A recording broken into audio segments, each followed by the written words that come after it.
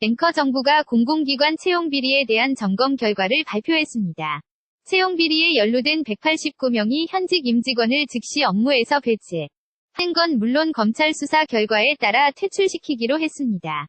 현직 공공기관장 8명은 즉시 해임을 추진합니다. 보도에 임승창 기자입니다. 리포트 정부가 18개 부처 차관회의를 열고 공공기관, 지방공공기관, 기타 공직유관단 새 채용 비리에 대한 특별 점검 결과와 함께 채용제도 개선 방안을 확정했습니다. 2달에 걸친 점검 결과 모두 946개 기관 단체에서 4,700여 건의 지적사항이 적발됐습니다. 정부는 이 가운데 부정청탁 지시나 서류 조작 등 채용 비리 혐의가 짙은 33개 기관 83건을 수사 의뢰했습니다. 또 채용 업무 처리 과정 가운데 중대한 과실착오 등 채용 비리 개연성이 있는 66개 기관 255건에 대해 징계나 문책을 요구했습니다. 해당 기관의 명단도 공개했습니다. 정부는 이와 별도로 채용비리 신고센터에 접수된 제보 가운데 공공기관 등과 관련된 채용비리 의심 사례 26건에 대해 경찰에 수사를 의뢰했습니다. 수사 의뢰나 징계 대상에 포함된 현직 임직원은 모두 197명입니다. 이 가운데 현직 기관장 8명은 즉시 해임을 추진합니다. 현직 직원 189명은 즉시 업무에서 배제됐고 앞으로 검찰에 기소되면 즉시 퇴출하기로 했습니다. 부정합격자는 검찰 수사 결과 본인이 기소될 경우 채용비리 연루자처럼 기소 즉시 퇴출됩니다. 본인이 기소되지 않더라도 본인 채용과 관련된 자가 기소되면 즉시 업무 배제한 다음 절차를 거쳐 퇴출할 계획입니다.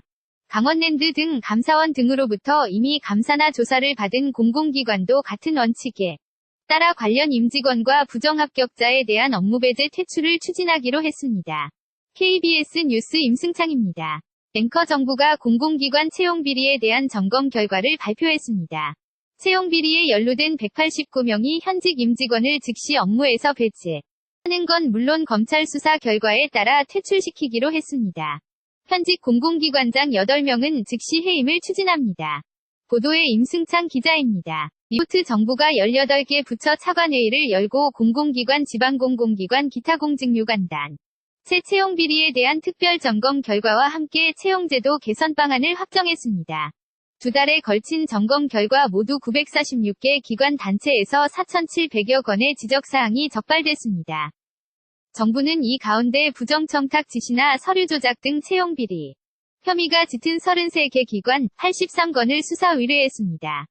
또 채용 업무 처리 과정 가운데 중대한 과실착오 등 채용 비리 개연성이 있는 66개 기관 255건에 대해 징계나 문책을 요구했습니다.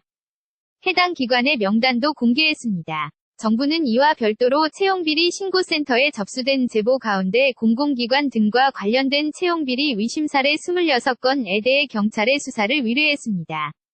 수사 의뢰나 징계 대상에 포함된 현직 임직원은 모두 197명입니다.